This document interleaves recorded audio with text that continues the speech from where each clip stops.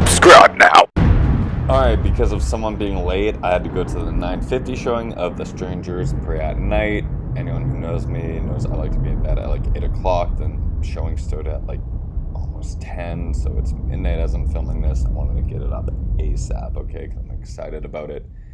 I've been waiting a while to talk about this film. The sequel's been on the table since the first one came out. So The Strangers came out back in 2008. It was more of a slow burn, more set in reality, thriller, horror. I wasn't the biggest fan of it, but even still, mostly because I watch a lot of true crime. I felt like I saw it on daytime TV before, but this was just a little bit more higher end. I love the true story behind it. And so the sequel finally came out. I'm all excited. Directed by Joanne Roberts. He directed 47 Meters Down, which was a totally acceptable shark thriller, especially when compared to Sharknado. So the first Strangers was very influential. It made a mark. People talked about it the next day because it was different for the time. You don't see too many like that. And when I heard the second one was coming out, I really thought there was just going to be a rehash of basically the same formula. And truthfully, it could make a great franchise out of that. But they didn't, and I'm kind of glad they did.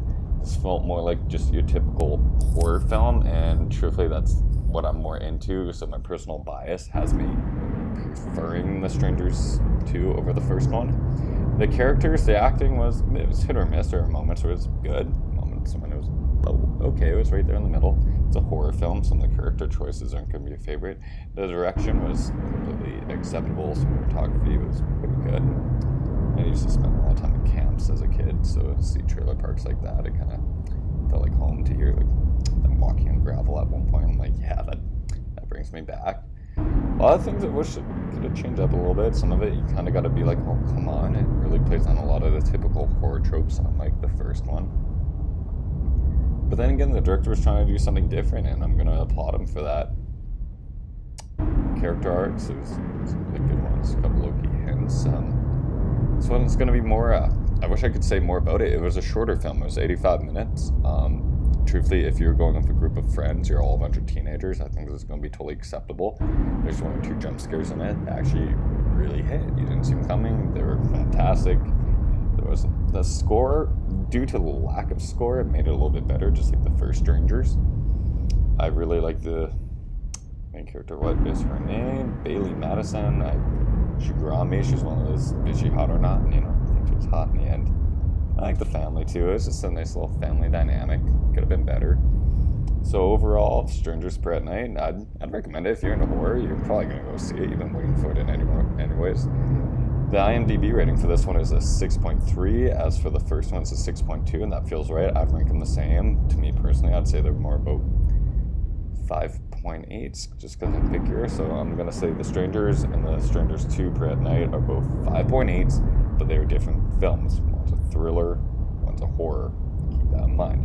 The second one is more of a horror, and I like that. So, of all the horror movies coming out in 2018, which one are you most excited for? Halloween. Thank you all for putting up with me. Please like, subscribe, all that good stuff. Really quickly, just about some spoilers now. So this is your spoiler alert if you haven't seen the movie and you plan to see it. So this one, The Strangers, especially in the first one, they really remind you of like the high school, middle school bully, just the person who's all a dick. They just toy with you the whole time.